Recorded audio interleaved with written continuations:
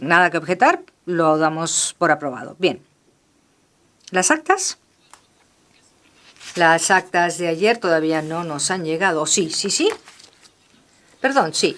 Entonces, vamos a proceder como solemos hacerlo. Hasta mañana a las 12. Tienen la posibilidad de expresar sus objeciones con respecto a las actas del día de ayer. De no ser así, si nadie se pronuncia, entonces se da por aprobado. Muchísimas gracias.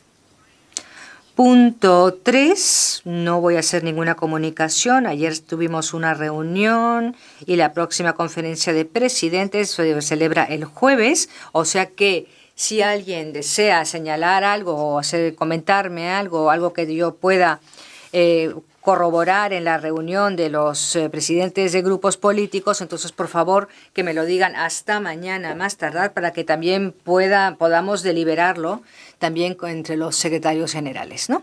Bien. Vamos a pasar a nuestro primer punto del orden del día y quiero darle la bienvenida a una delegación con la que queremos intercambiar nuestras opiniones con respecto a la situación en Argentina y en América Latina. Le doy la bienvenida a Jorge Tayana, que es miembro de Mercosur, del Parlamento Mercosur, antiguo ministro de Exteriores durante el gobierno de Cristina Kirchner. También hemos recibido a la señora Kirchner aquí en el pasado y también hablamos que fue un debate muy interesante que sostuvimos con ella. Y ahora le saludo al señor Tayana y también tenemos al señor Diego Mancilla. ¿Sí? ¿Está presente? ¿Está presente? Sí, también le doy la bienvenida. El señor Guillermo Carmona, miembro de la Asamblea Nacional de Argentina, también le doy la bienvenida. La señora Anabel Fernández Sagasti, espero que lo esté pronunciando bien, miembro del Senado argentino. Y la señora Vanessa Sili, miembro del Parlamento argentino. Les doy una calurosa bienvenida a todos ustedes y estoy muy contenta de poder entrar de lleno en este debate. Tenemos una hora de tiempo y intentaremos respetar ese tiempo de palabra. En primer lugar, me gustaría cederles a ustedes la palabra para que nos presenten la situación, cómo va evolucionando la situación en Argentina, pero también en América Latina. Nosotros ya sabemos y seguimos las noticias muy de cerca y nos damos cuenta la forma tan diversa como está reaccionando la Unión Europea frente a los distintos gobiernos en América Latina, en América del Sur. Y nosotros también conocemos los problemas que tenemos aquí en la Unión Europea, los gobiernos con sus principios de política exterior y sus valores, etcétera. Estamos muy preocupados por la forma como va evolucionando la situación en su continente y de esta manera queremos saber de primera mano cómo ven ustedes esta evolución y también, por supuesto, enfocándonos sobre la situación de Argentina. Gracias. Adelante. Bueno, muchas gracias por la oportunidad, por aceptarnos aquí. Y en nombre de mis compañeras y compañeros voy a hacer una presentación, tratando de mostrar eso, exactamente dónde estamos en la región y dónde estamos en particular en la Argentina, ¿no? Lo primero que deberíamos comprender es que estamos viviendo, luego de algunas décadas de democracia, la entrada en una nueva fase, en un nuevo periodo. Hemos tenido hasta ahora 2 periodos claros en nuestra región. El periodo que llamamos, luego de las grandes dictaduras y de las guerras en América Central, el periodo que llamamos de las transiciones a la democracia, que se dan básicamente en los 80 y en los 90, que significó pasar, en el cono sur sobre todo, del autoritarismo dictatorial a las democracias nacientes, con la necesidad de saldar el pasado de violaciones masivas a los derechos humanos, y en el caso de América Central, los procesos de paz que pusieron fin a los conflictos armados. Ese proceso que se dio en la década de 80 y 90 de transición a la democracia fue acompañado por lo que se llamó entonces la modernización económica, que fue en verdad el impulso del neoliberalismo y sus tres grandes banderas: apertura económica, desregulación y privatización. Esas fueron las tres grandes banderas que fueron impulsadas por aquello que se denominó el Consenso de Washington. Esos dos procesos, las transiciones a la democracia y los procesos de liberalización económica y de imposición del neoliberalismo con reducción del Estado, se dieron de manera paralela. Todo eso, hacia fin del siglo pasado, había producido resultados en líneas generales negativos en la región.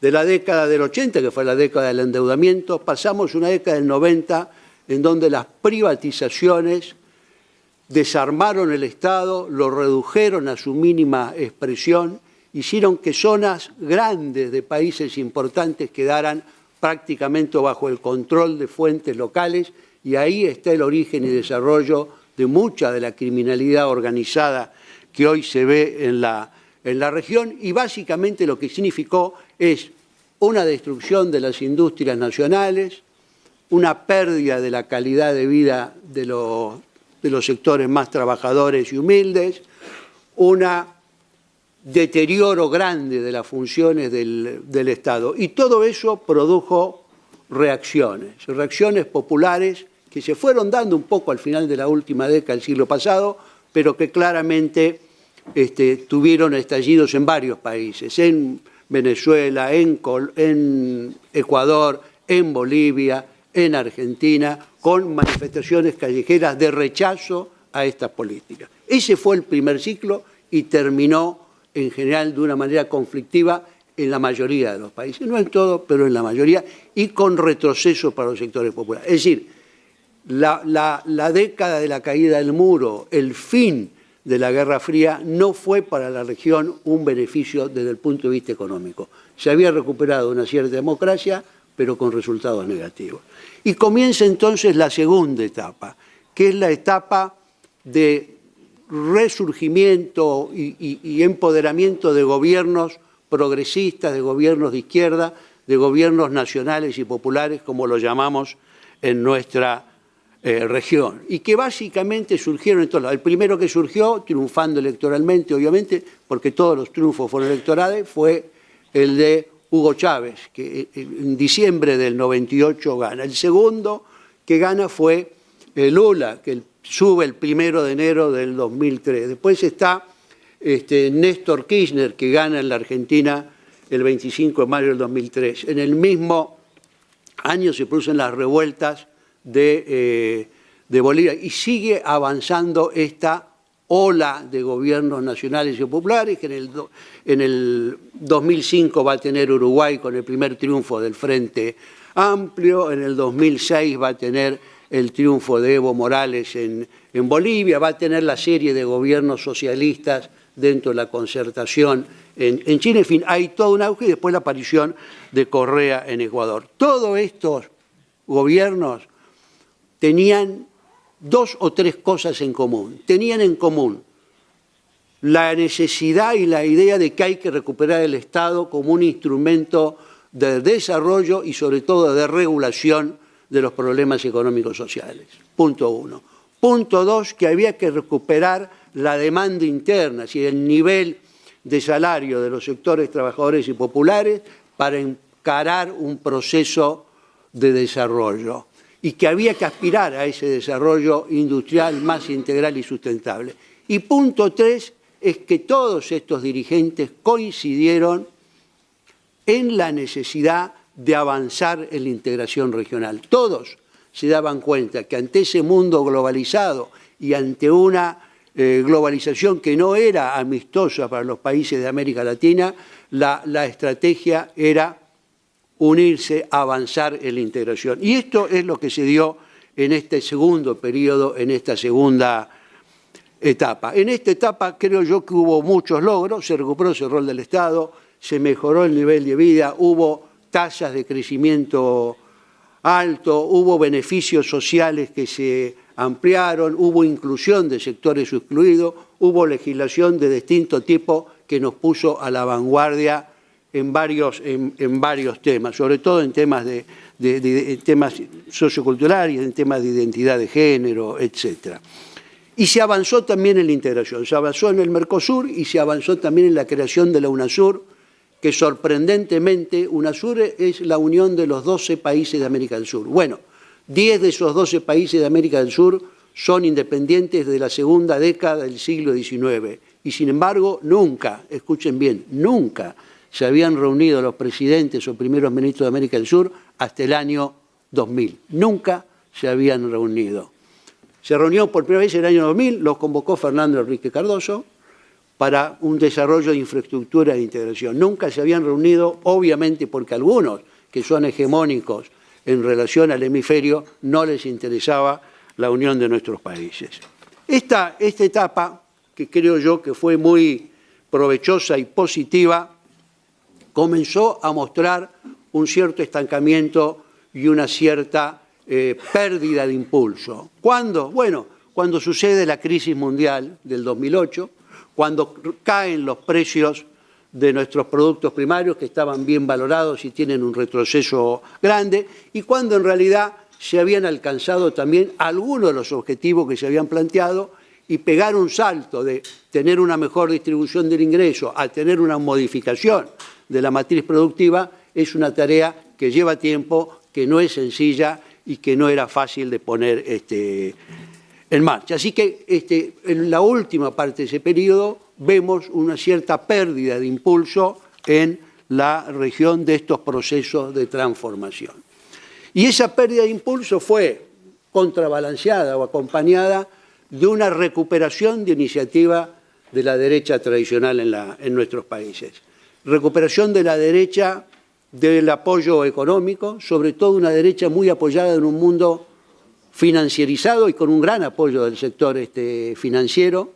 Recuperación de una derecha que tomó un control mayoritario de los medios de comunicación, tanto los gráficos como los televisivos, y que luego y hasta ahora también tiene un rol dominante y preponderante en el desarrollo de las redes, y que además de tener ese poder económico y ese poder mediático, sumó ya no al viejo ejército, que es el que permitía las represiones y los golpes de Estado, sino que sumó al poder, aparte del poder judicial, en la actitud de hacerlo formar parte de una alianza que nosotros llamamos una alianza restauradora, una alianza que busca recuperar privilegios que no son beneficios, porque lo que están haciendo es quitarle beneficios a los sectores a los que los gobiernos populares se los dieron en la década y media de desarrollo y de progreso, que alcanzó niveles bastante importantes.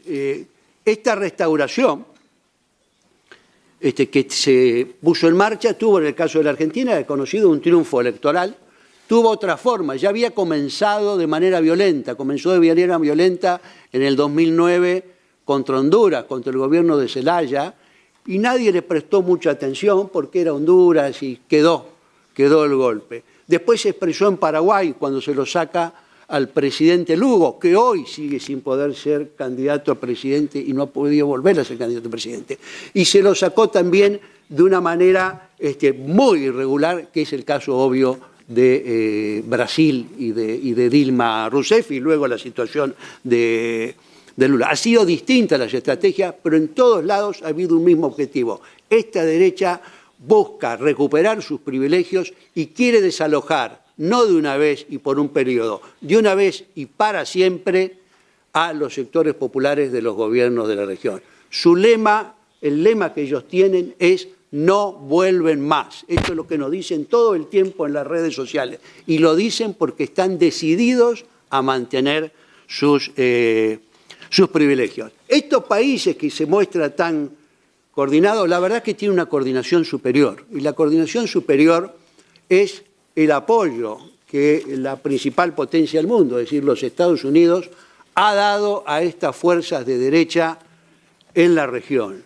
Las ha apoyado, las sienten sus amigos, las ha coordinado y esto coincide con un interés estratégico de los Estados Unidos. Durante esta década y pico, en donde ganamos autonomía y ganamos posibilidades de desarrollo en la región, la verdad es que Estados Unidos estuvo otorgándole prioridad, según ellos mismos decían, a la cuestión del terrorismo internacional y a su presencia militar en Medio Oriente y a su búsqueda de petróleo allá en la región.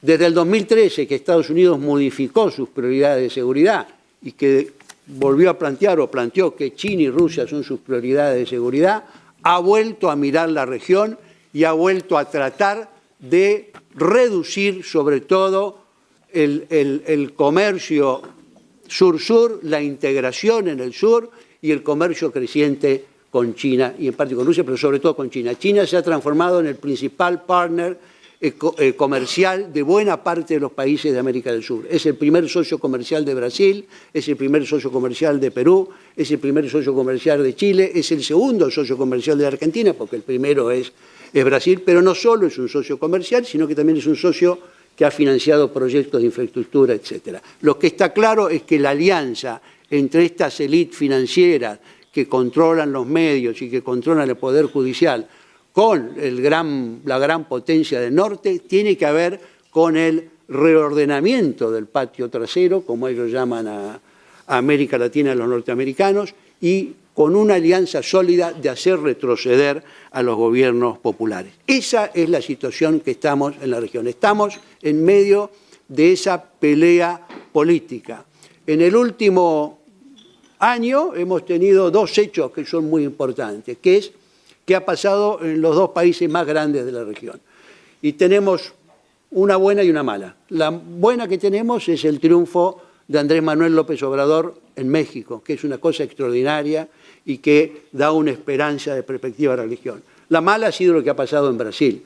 Y lo que ha pasado en Brasil, a nosotros que estamos en el Cono Sur y que somos parte del Mercosur con Brasil y que es nuestro socio fundamental, no puede dejar de preocuparnos de una manera enorme, porque lo que está claro es que el proceso electoral de Brasil, posterior a la destitución de Dilma, tenía un único objetivo: evitar el retorno de Lula al gobierno y terminar con la posibilidad de un quinto gobierno del PT. Entonces pasamos a la Argentina. ¿Por qué la Argentina? Porque el tercer país en importancia en América Latina es Argentina y tenemos elecciones este año. Este año hay elecciones en 3 países del Cono Sur. Hay elecciones en Bolivia primero y hay elecciones el mismo día, en octubre, en Uruguay y en Argentina. Y en el caso de Argentina, por su peso e importancia relativa y por su historia política, creemos que se juega buena parte del futuro de esta zona de disputa de proyectos que es la región y la Argentina. En la Argentina, si yo soy breve y ya voy a ir terminando porque creo que hablé demasiado, tenemos que tener claro qué ha pasado en 3 años de gobierno de la derecha en la Argentina. Han destruido el aparato productivo, han endeudado el país, que luego de haberse desendeudado hoy tiene una deuda de prácticamente el 100% de su Producto Bruto. Deuda que solo ha tenido un fin especulativo. Han elevado enormemente la pobreza. Han logrado una inflación récord en estos años. El gobierno de Macri, que había dicho que lo más fácil era terminar con la inflación, tuvo 42% de inflación en el 2016, 24% de inflación en el 2017, 47% de inflación en el 2018 y en este año electoral va a tener más del 30% de inflación. Ha hecho una descarga sobre los trabajadores y la clase media asalariada brutal.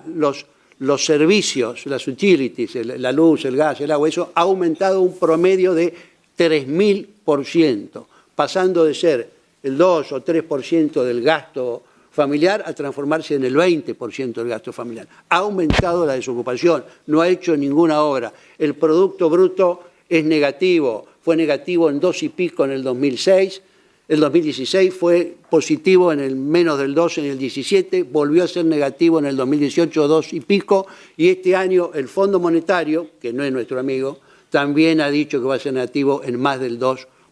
Es decir, el gobierno de Macri es una catástrofe desde el punto de vista económico-social. Y a eso hay que unir la persecución política y las crecientes tendencias autoritarias de su gobierno, en donde paulatinamente van aumentando la represión de la protesta social, que en la Argentina es muy tradicional, es un país muy activo, de mucha movilización, le dan mayor empoderamiento a las fuerzas de seguridad. Lo último que han hecho es que la policía no tiene que decir la frase famosa alto o disparo, ahora puede disparar sin decir nada. Y obviamente la persecución política a muchos dirigentes, de las cuales hay dos figuras emblemáticas y las dos son mujeres. Una es Milagro Sala, que es una dirigente indígena, dirigente social, mujer y representante de los sectores más humildes del norte, dirigente de una organización que se llama Tupac Amaru, que hace trabajo social, y la otra, por supuesto, es la expresidenta Cristina Fernández de Kirchner. Atacando a esas dos mujeres, una representante de los movimientos sociales y otra expresidenta del país, están buscando disciplinar, acallar, silenciar a una oposición que sabe que tiene que mantenerse activa y tiene que triunfar. ¿Por qué hay que triunfar en las próximas elecciones?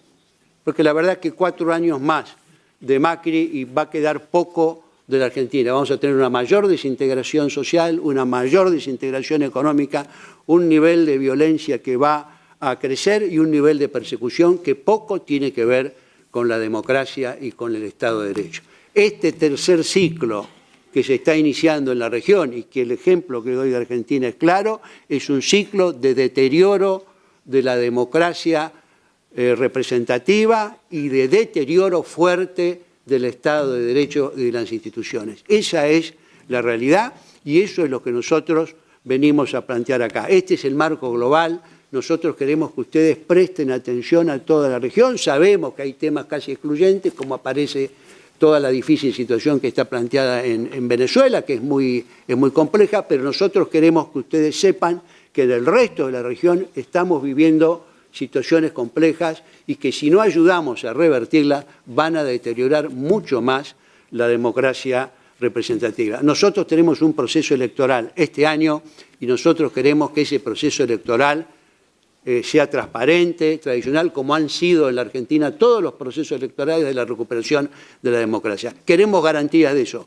porque ciertamente vemos en el oficialismo una voluntad de perpetuarse y una voluntad de hacer modificaciones en pleno año electoral de todo el sistema o de buena parte del sistema electoral que difícilmente se condicen con la existencia de elecciones libres. Así que simplemente nosotros queremos venir a traer esta realidad de la región, expresarles que nosotros confiamos en la solidaridad, confiamos en que tenemos que fortalecer las democracias en nuestra región y que en un mundo en donde este es un tema cuestionado, nadie puede sentirse al margen de colaborar. Así que, nada más.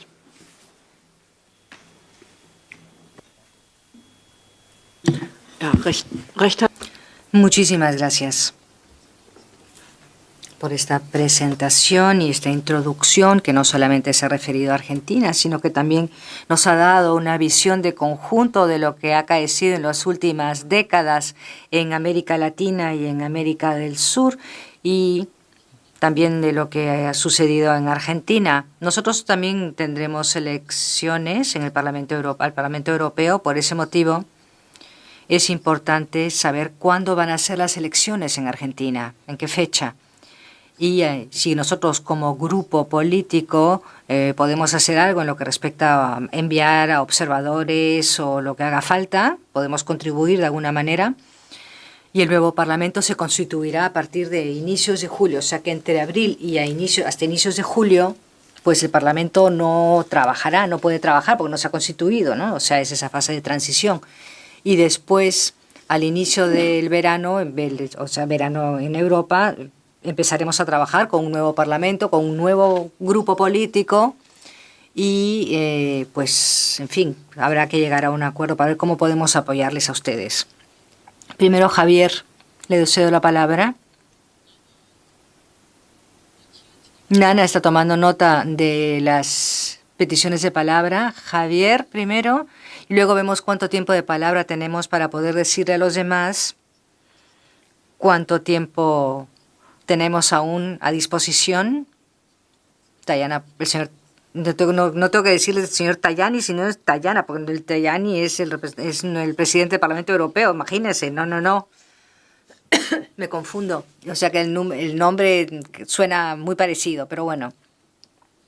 Javier primero, y de ahí cedemos la palabra a los demás que estén en la lista. Primero a Javier, quien ha cursado esta invitación. Cierto que son dos apellidos parecidos y puede dar lugar a confusión, pero nada más lejos de la realidad. No, bueno, en primer lugar, agradecer la presencia del señor Tayana en nuestra reunión de grupo y, por supuesto, también de los compañeros del Frente por la Victoria que le acompañan en esta gira por Europa. Bajo nuestro punto de vista, o bajo mi punto de vista, las elecciones presidenciales de octubre en Argentina son, a mi juicio, de bastante importancia por cómo está cambiando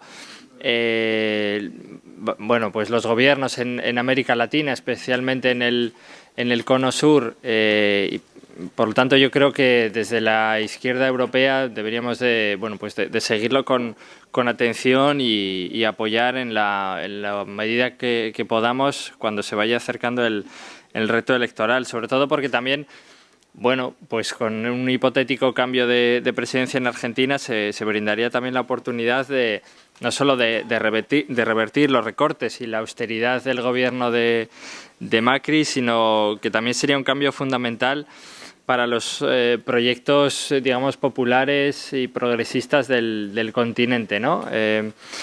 Bueno, simplemente quería terminar con una pregunta para el señor Tayana, que es, bajo su punto de vista, ¿cómo ve el futuro de los bloques de integración como el Mercosur o UNASUR?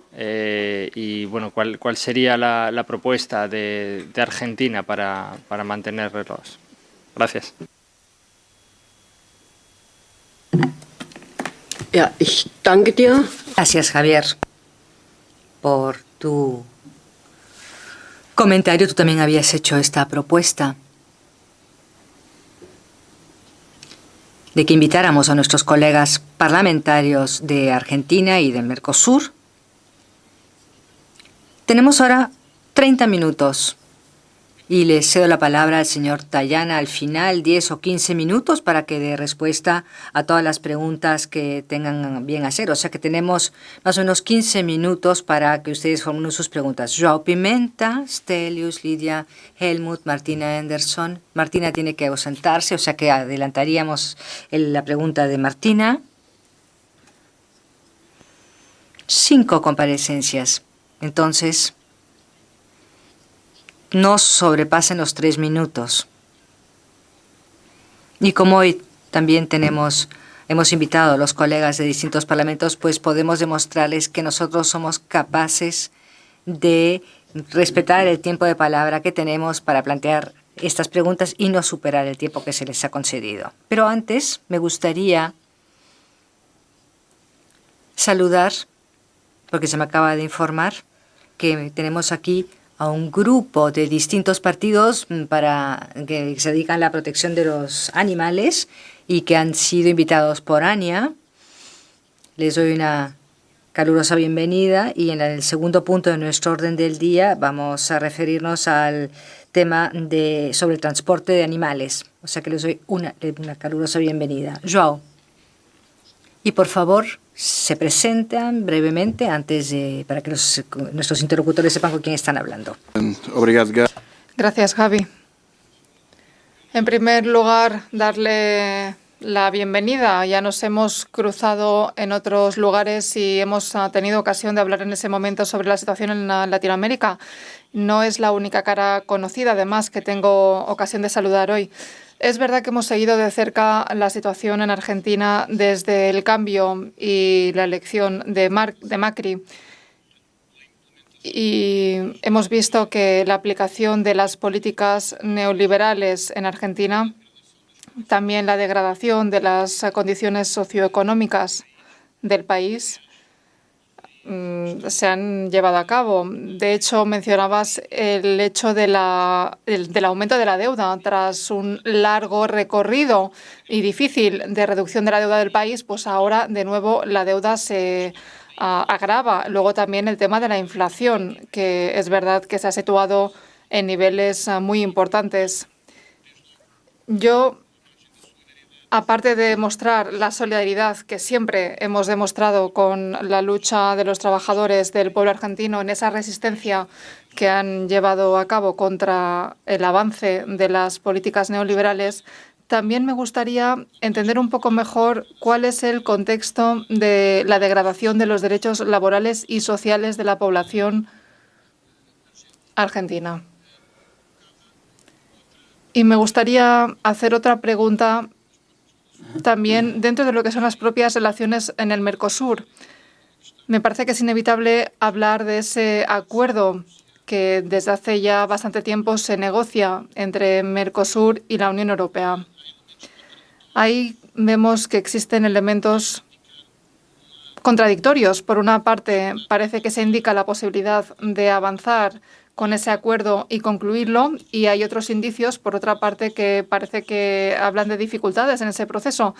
Me gustaría saber, además, un poco qué opinas sobre lo que a nosotros nos preocupa en ese acuerdo que promueve la Unión Europea con Mercosur, un poco teniendo en cuenta esa salvaguardia de las producciones, sobre todo en cuanto a lo que es la producción de los países más pequeños.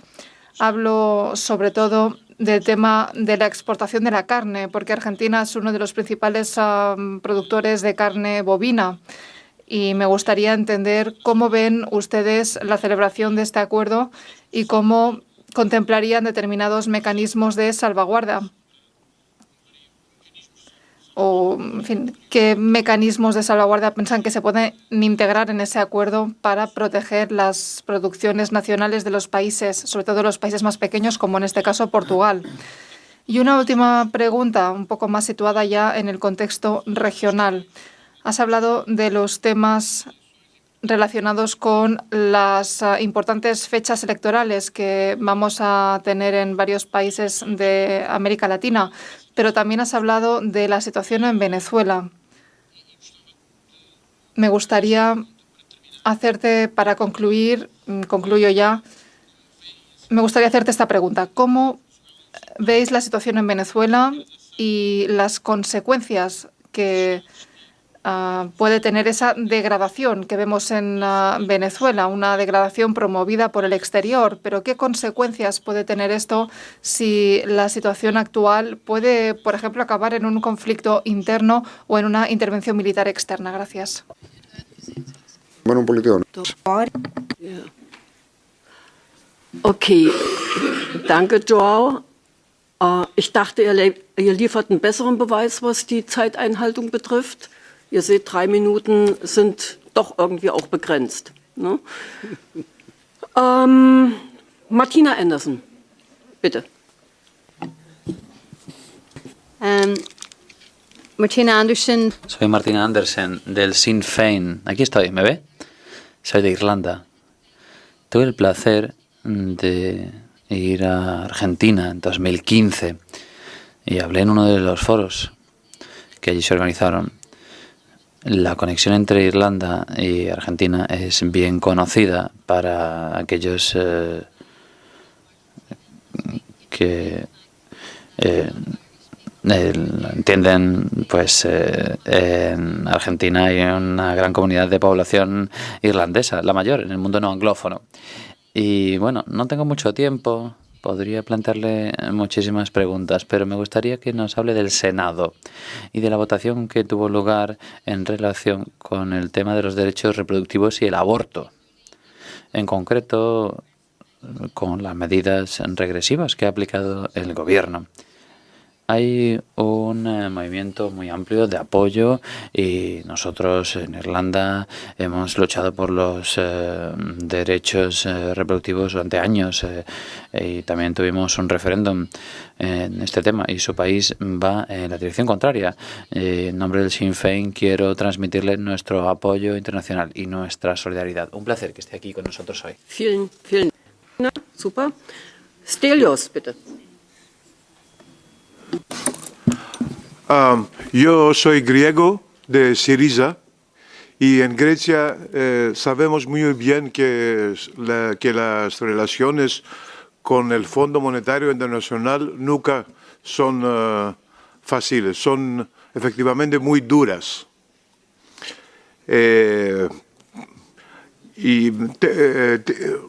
Tengo tres preguntas para usted. Primera, queremos ayudar. ¿Qué podemos hacer para vosotros? Segunda, fui en Argentina recientemente y vi el desastre económico del gobierno. Habló con el presidente Kirchner. Finalmente va a se presentar a las elecciones, por las elecciones, va a estar candidata. Y la tercera pregunta, más difícil, es que la corrupción ha jugado un rol importante para la evolución política de países como Brasil, Venezuela y Argentina también. Porque yo creo que la corrupción, la gente puede permitir la corrupción de la derecha, pero no puede permitir porque es la derecha, pero no puede permitir la corrupción de la izquierda. ¿Qué cree usted sobre el problema? Stelios, irgendwann musst du mir noch mal... Stelios? ¿Cómo? En algún momento me tendrás que explicar por qué te dejaron ir a Argentina, cómo pudiste subir a un avión y cómo te pudiste volver otra vez a Europa, porque los americanos, por lo visto, ya no te tienen fichado. Pero bueno, después ya me lo podrás explicar. Ja, Lidia, du bist die Nächste. Lidia, tú eres la siguiente. Gracias, Gaby. Muchísimas gracias por la participación y por todo lo que nos ha aportado en este encuentro aquí al grupo. Yo vengo de Galicia, en el Estado español, soy diputada y pertenezco a un partido que se llama Marea. Bueno, a mí, después de lo que nos ha contado, la verdad, me he sentido muy identificada porque en estos momentos en Europa estamos viviendo una situación de alza de la extrema derecha y de alza del fascismo, ¿no? Entonces, eso por un lado. Por otro lado, también me he sentido muy identificada con las situaciones de destrucción de lo público, de intento de destrucción del Estado, de privatizaciones y demás. En los estados del sur de Europa, también las políticas de la Unión Europea han hecho que la deuda aumentara de una manera tremenda, vivimos situaciones de corrupción.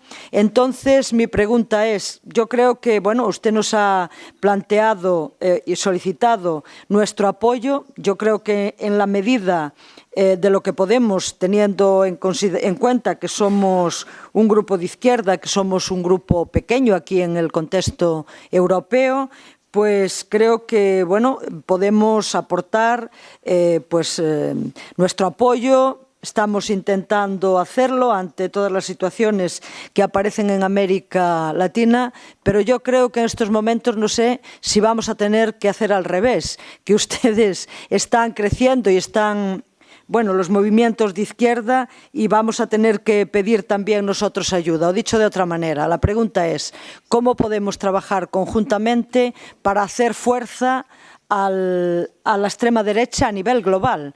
Porque yo creo que es un fenómeno que estamos viviendo en estos momentos y que responde a los intereses del capitalismo en el momento actual, ¿no? Entonces, yo creo que mi pregunta va más por ahí, ¿no? Porque creo que estamos viviendo situaciones muy similares. Gracias. Dankeschön, Lydia Helmut. Gracias, Lidia Helmut. Eres el último interviniente. Gracias. Gracias. Me parece muy positivo que estén aquí y que hayan vuelto. No es la primera vez que nos vemos y que el hecho de que vuelvan a nuestro grupo político significa una continuidad de nuestro trabajo. O sea que de esta manera pues podemos analizar la situación, porque la izquierda en Europa tiene muchas veces la costumbre de tratar de enviar o descargar sus propias decepciones en otras delegaciones de otros lugares del mundo de la izquierda, y es una cosa que, en fin, vamos a tratar. Pero bueno, ahora tenemos esta alternativa y las acciones de protesta con la conferencia de la Organización Mundial de Comercio, en fin, ahí nos planteamos la pregunta de cómo podemos organizar estos trabajos de manera conjunta. Y ahora, con una situación tan difícil que se está viviendo ahora en el continente latinoamericano, ¿cómo ustedes pueden concertar sus posiciones para ver cómo negocian los países de Mercosur con los países de la Unión Europea y cómo se puede desarrollar este diálogo de una manera que nosotros, con nuestros puntos de partido y con nosotros el hecho de que estamos en contra de este acuerdo de Mercosur, pues cómo podemos sacar algo positivo, una plusvalía para que de esta manera pues tengamos éxito en nuestro proyecto? Muchísimas gracias, Helmut. Y ahora le cedo la palabra al señor Tayana para que nos dé una respuesta. Muchísimas gracias. No, gracias a ustedes.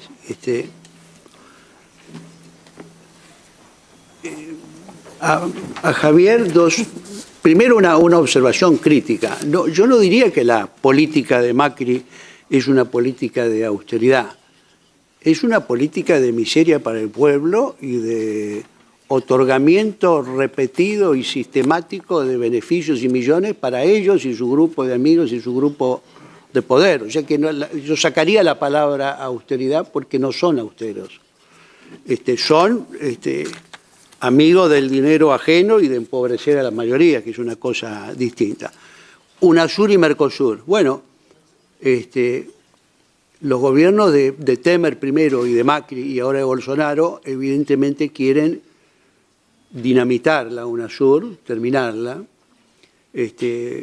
planteando que fue un invento de los populistas y de la izquierda, cuando la verdad, como yo dije acá, el antecedente más inmediato es una reunión que hizo Cardoso en el año 2000. O sea, no es verdad que no hay una necesidad de integración en América del Sur, que además tiene una geografía imprescindible de interconexión, de concertación.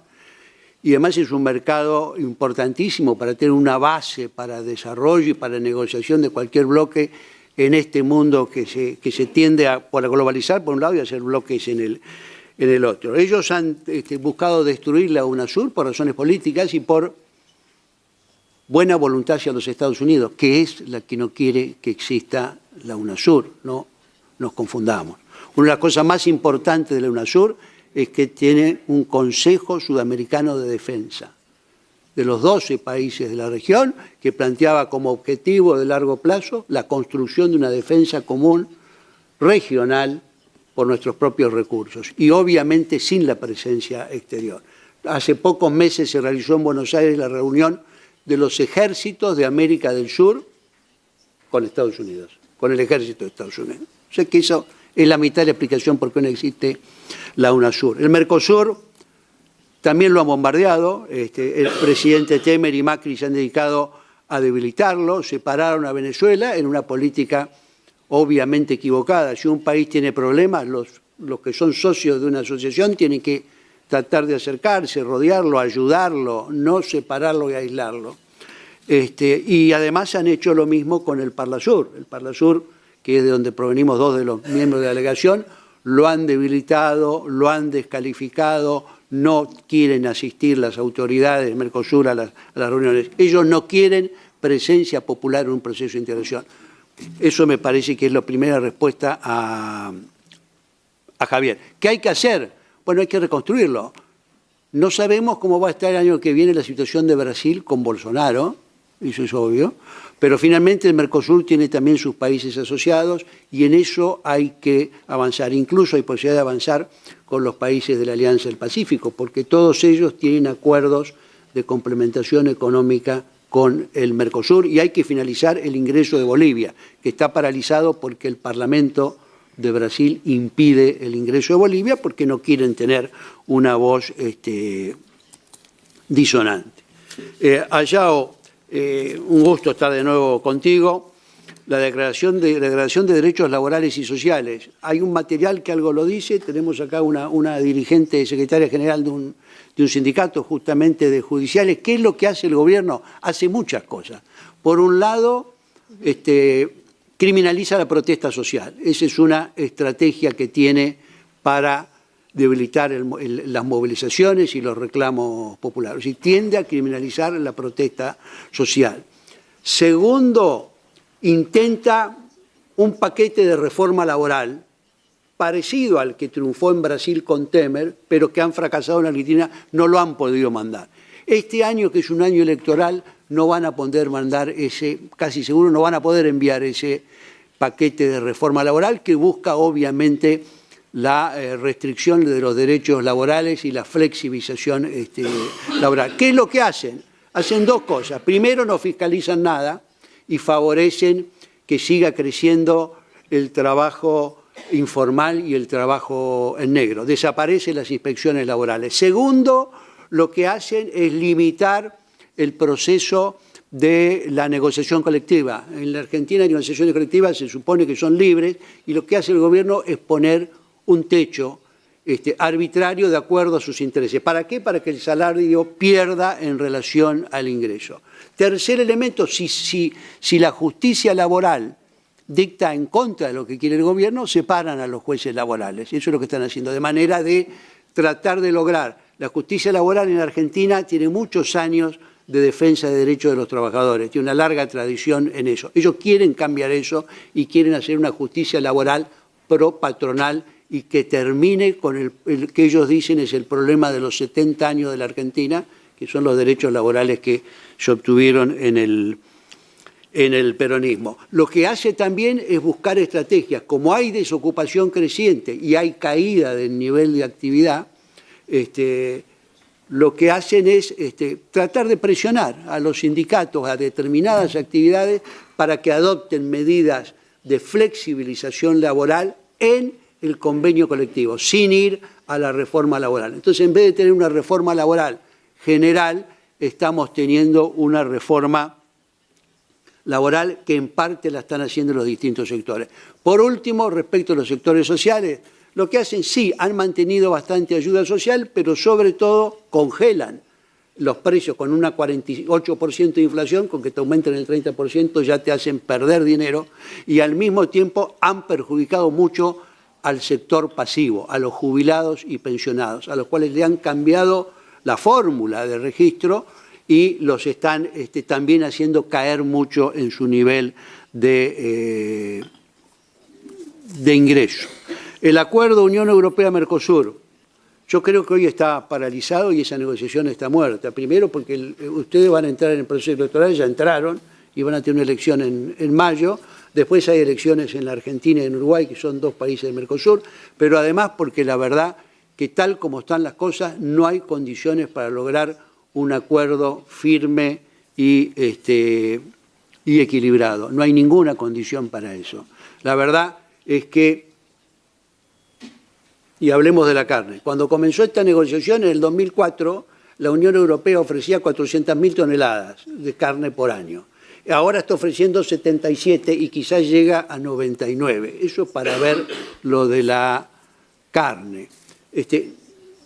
Y además no están ofreciendo en general nada. Yo sé de la preocupación de varios de los países agrícolas, pero la verdad es que a cambio de eso nos están pidiendo demasiadas cosas. No creo que haya condiciones para un acuerdo. ¿Cuál es la única posibilidad? Que el presidente Macri, porque no sé si Bolsonaro haría lo mismo, decida firmar un papel político con Bruselas, diciendo tenemos acuerdo y las cosas técnicas quedan para adelante. Ahora, eso la verdad que sería de parte de los que lo firmen una irresponsabilidad, porque no hay acuerdo en varios temas sustanciales y sobre todo no hay un acuerdo equilibrado. Y hay que decir que en un Mercosur casi partido como está hoy, con poca actividad, con un Bolsonaro y un ministro Guedes que dice que no es prioridad el Mercosur, la verdad que es difícil concebir cómo podemos avanzar en una estrategia de acuerdo con la Unión Europea, porque lo único que necesita un acuerdo con cualquier sector más grande que uno es que esa integración esté funcionando más o menos fuerte y no de una manera limitada. Hay una pregunta sobre Venezuela, y bueno, ese es un tema muy largo y complejo, por muchas razones.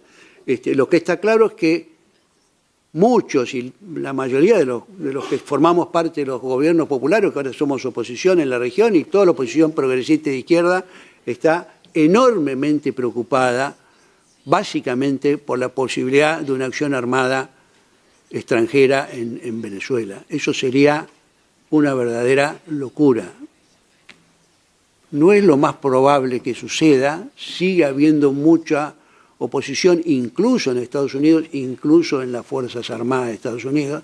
La verdad que Estados Unidos nunca ha desembarcado con tropas en América del Sur, sí ha intervenido indirectamente, pero sí ha intervenido mucho en Centroamérica. Bueno, en realidad hay una excepción que yo quiero recordar. Sí intervinieron 2 años antes que los británicos en las Malvinas.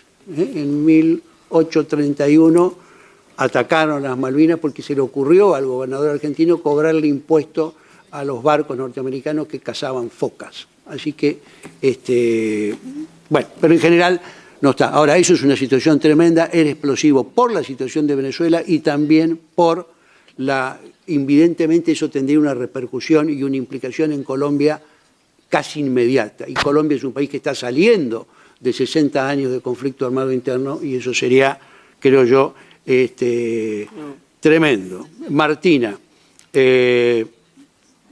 yo tuve el gusto de estar en Irlanda en el 2016, poco después del aniversario del centenario del levantamiento de Pascua. Estuve en la sede del Sinn Féin, así que puse cosas, y como ustedes saben, tenemos no solo una población de origen irlandés, sino tenemos varios de nuestros principales héroes de la independencia son irlandeses. El fundador de nuestra marina, William Brown, tiene un magnífico monumento ahí en Dublin, y además han descubierto, es tremendo eso, han descubierto que el Che Guevara es irlandés, porque el Che Guevara se llamaba Guevara Lynch, así que ahora se nos quieren apropiar del Che como figura. Primero nos roban los cubanos y ahora nos quieren sacar los irlandeses. Pero lo cierto es que tenemos un gran sentimiento de hermandad y de fraternidad con todo el pueblo de Irlanda. El aborto, una vergüenza el voto del Senado. Acá hay una senadora nacional que votó a favor, pero el gobierno que perversamente habilitó a principio de año la discusión, después trabajó para que fuera derrotado en el Senado. Hubo una gran movilización también de las iglesias, de la católica y de las protestantes, pero la verdad que se perdió, pero no se volvió atrás. La movilización de las mujeres básicamente, pero también de muchos jóvenes, y la movilización de las chicas y chicos de los colegios secundarios buscando un grado mayor de libertad y que se aprobara una ley para el aborto legal, creo que hace que las cosas no vayan a volver atrás, a pesar de esta derrota que será temporal. Como dicen las pintadas en la calle, será ley, es lo que dicen las pintadas. Para ayudar, yo creo que hay que hacer 2 cosas.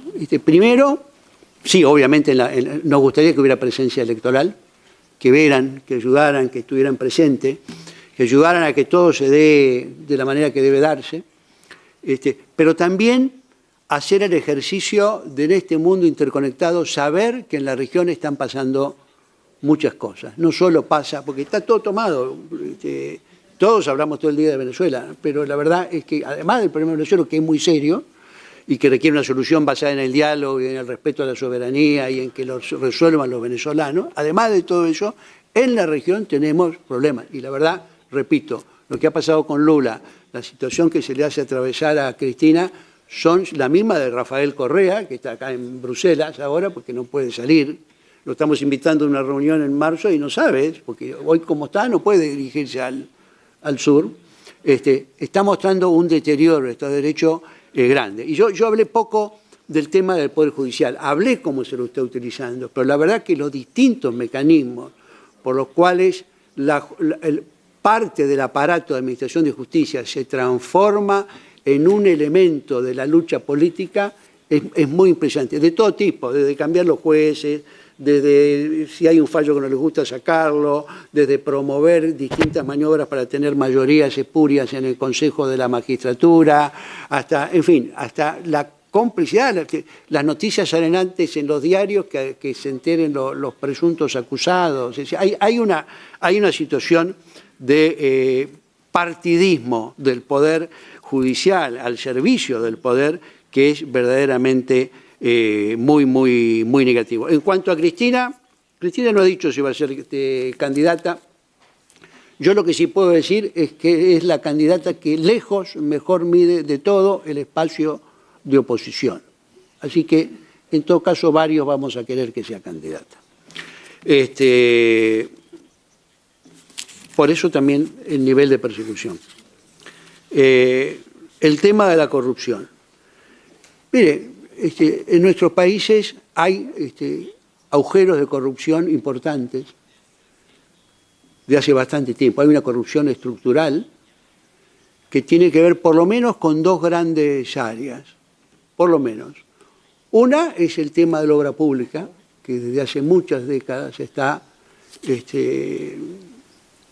cartelizada, esa es la verdad, y que ha sido muy difícil de modificar.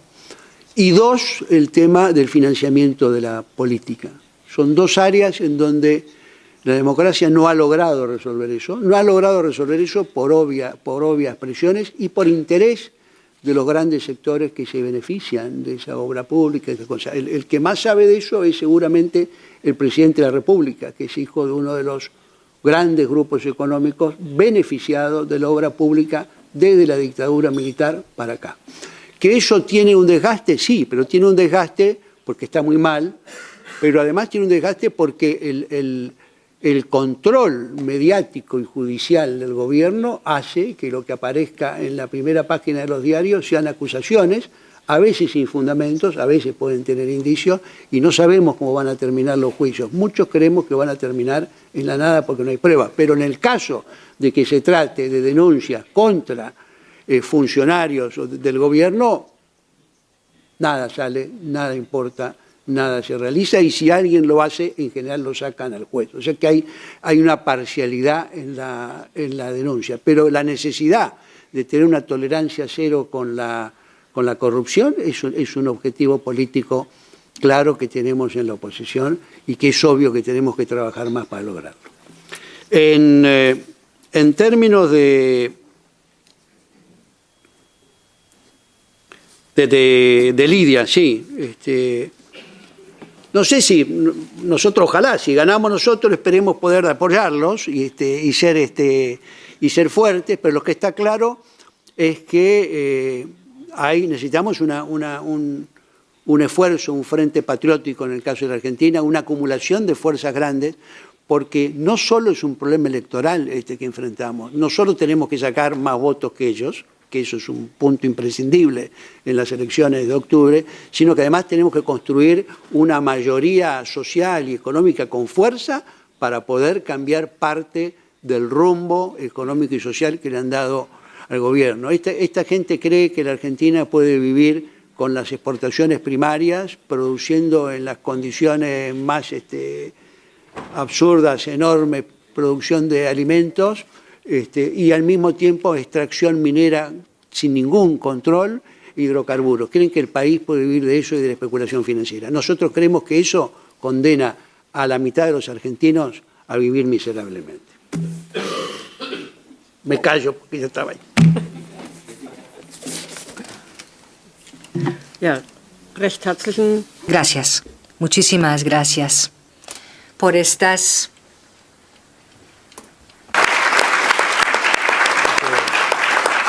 Für diese sehr por estas respuestas tan claras, tan diáfanas, y este ha sido un intercambio de opiniones tan positivo, tan constructivo, y de esta manera le agradezco muchísimo. Y al nuevo grupo político que se forme después de las elecciones, pues también diremos que la solidaridad con las fuerzas de la izquierda, las fuerzas democráticas en América Latina, en América del Sur, que este grupo político se siga comprometiendo a favor de esta cooperación. Yo creo que esto forma parte del ADN de la izquierda de por sí. ¿Qué tipo de cooperación podremos brindarles en el sentido de si acaso podemos enviar observadores a las elecciones? Todo esto se podrá conversar más adelante. Tenemos varios compañeros que son muy activos. Algunos diputados van a volver a presentarse a las elecciones, luego vendrán otros nuevos. Y también tenemos a nuestro equipo que nos apoya, nuestros asistentes, con lo cual, de una manera muy rápida, seguramente volveremos a saber exactamente y estar en comunicación, porque tenemos los canales ya bien establecidos, y de esta manera pues podremos actuar apenas tengamos este grupo constituido. Les deseo a todos ustedes muchísimo éxito. Seguro que va a ser un camino bastante duro con las elecciones, lo estamos viendo también en otros países.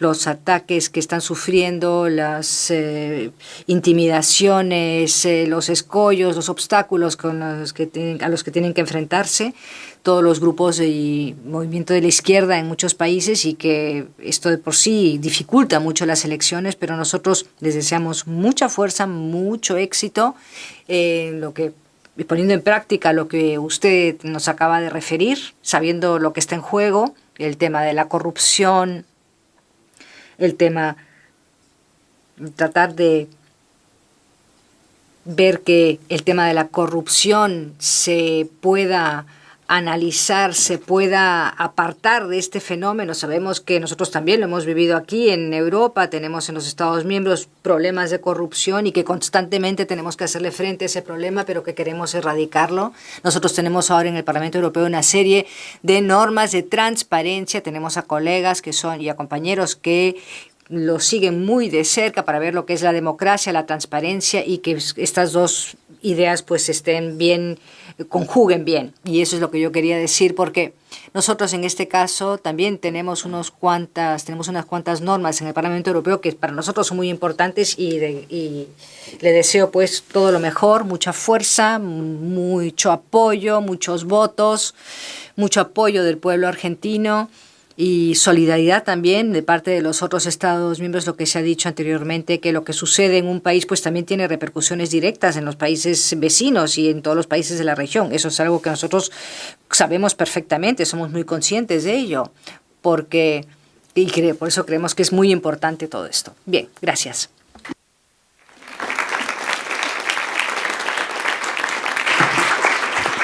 Ich schlage vor, für 2 Minuten. Propongo que hagamos una brevísima pausa de 2 minutos, así podemos despedir a nuestros amigos y colegas argentinos, que también se van a abandonar la sala, y así en 2 minutos podemos iniciar y pasar al siguiente punto del orden del día, y podemos hacer luego este cambio de manera adecuada. Muchísimas gracias.